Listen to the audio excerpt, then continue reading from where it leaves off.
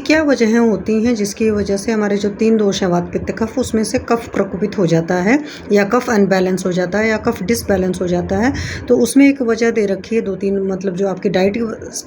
की वो कुछ वजह होती है, कुछ आपके लाइफस्टाइल की वजह होती है, मतलब कुछ हमारे रहन सहन के तरीके होते हैं, कुछ हमारे खान पान के तरीके होते हैं। तो कफ प्रकोप का उसमें कारण है मधुर अम्ल लवण जो चीज़ें होता है, क्योंकि ये इटसेल्फ जो तीनों रस हैं ये कफ प्रकोपित करते हैं, कफ बढ़ता है। तो अगर हम मधुर अम्ल लवण बहुत ज़्यादा खाते हैं, स्निग्ध बहुत ज़्यादा चीज़ें ऑयल डालकर, घी डालकर खाते हैं, बहुत ज़्यादा गुरु चीज़ें खाते हैं, भारी मतलब जो चीज़ें नहीं पच पाती हैं, अभिसंधी जैसे हमारी दही जो होती है बहुत अभिसंधी होती है, उस तरह की चीज़ें खाते हैं, या बहुत ठंडी ठंडी चीज़ें खाते हैं, जैसे आजकल लोग आइसक्रीम है, कोल्ड ड्रिंक है, कोल्ड कॉफ़ी है, कोल्ड टी है, इस तरह की बहुत सारी चीज़ें खाते पीते हैं। और बहुत सारे लोगों की आदत होती है कुछ भी काम नहीं करना, हमेशा बैठे रहना, सेडेंटरी लाइफस्टाइल वाली आदत जैसे आजकल पड़ गई है, और दिन भर बिस्तर पर लेटे रहने की कुछ लोग की आदत होती है। कुछ लोग को खाना भूख नहीं लगी है और पिछला खाना भी नहीं पचा है तो उसमें फिर से खाना खा लेते हैं।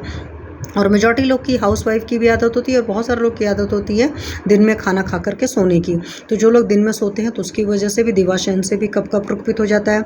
और बहुत भारी भारी चीज़ें खाते पीते रहते हैं तो उसकी वजह से भी चीज़ें हो जाती हैं। और ये जो हमारे पंचकर्म के कर्म होते हैं उनका अयोग वगैरह हो जाता है तो इस वजह से होता है। और खाना खाने के तुरंत बाद नेचुरली भी कफ का प्रकोप होता है, और बसंत ऋतु के में होता है, और साथ में दिन के पूर्व भाग में, मतलब जो हमारा दिन स्टार्ट हो रहा होता है सुबह सुबह, जैसे अर्ली इन द मॉर्निंग की बात करें, अर्ली इन द मॉर्निंग तो नहीं लेकिन 6 बजे से, सुबह 6 बजे से 10 बजे तक कफ का काल होता है, तो उस टाइम भी कफ का प्रकोप हुआ रहता है। उसी तरीके से रात के भी वक्त में भी यही होता है, शाम को 6 से 10 के टाइम में कफ का इटसेल्फ प्रकोप होता है। तो इस तरह का जो भी मधुर अम्ल लवण, बहुत ज़्यादा मीठा, बहुत ज़्यादा खट्टा और सॉल्टी चीज़ें, या बहुत ज़्यादा ऑयली स्पाइसी करके, या बहुत भारी भारी चीज़ें मत खाइए, अदरवाइज़ कफ का प्रकोप होगा और उसकी वजह से बहुत सारी बीमारियों जड़ बनेगा, या हमारी बॉडी में आम बनता है, और आम जो होता है सर्वदोष प्रकोपक होता है, यानी कि सारी बीमारियों का रूट कॉज होता है।